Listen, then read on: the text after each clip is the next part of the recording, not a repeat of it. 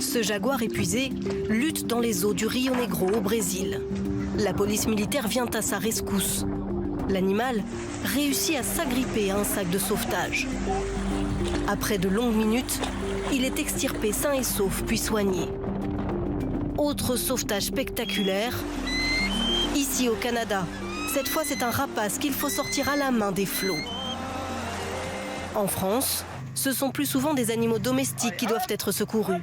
Ici, une chèvre tombée dans une crevasse. Cet âne, coincé dans un fossé. Lui aussi sauvé par des pompiers spécialement formés. Cette jument de 7 ans, elle aussi est une rescapée. Il y a quelques mois, en pleine nuit, elle a glissé dans un fossé dont elle n'arrivait pas à s'extraire. Elle était sur le dos, perpendiculaire au fossé.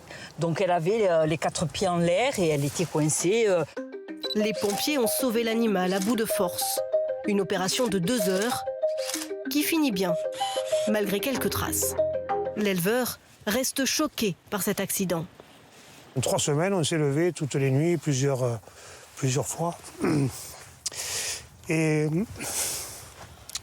Ça vous émeut, vous? Oui, oui. Vous avez failli la perdre, c'est ça? Oui.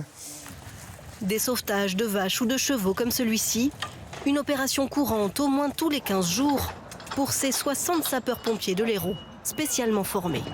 L'entraînement est essentiel. Il faut savoir monter le plus vite possible ce matériel particulier, tout en respectant la sécurité. Parce qu'une fois qu'on a relevé le cheval, il risque de se débattre, taper les pattes et tout, donc tout à avoir quand même faire travailler en sécurité.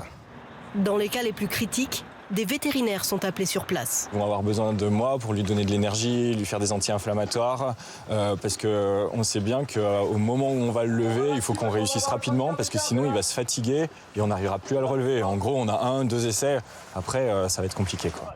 Grâce à ces interventions, les animaux s'en sortent généralement indemnes, avec plus de peur que de mal.